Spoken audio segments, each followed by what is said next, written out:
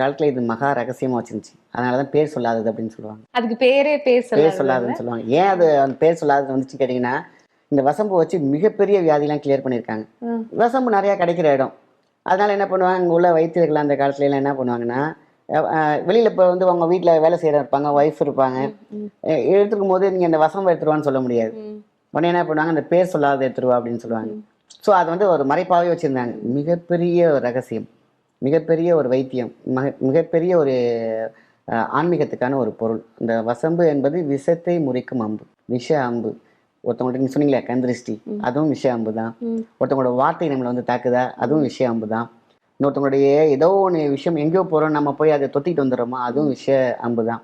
எங்கெல்லாம் விஷ அம்பு பாய்கிறதோ அதை முறிக்கும் அம்பு தான் வசம்பு. வசம்பு என்பது வசமாக்கி கொள்வதற்கும் பயன்படும். அதான் வசி வசி. விஷத்தை அரிக்கும் அம்பும் வசம்பு தான்.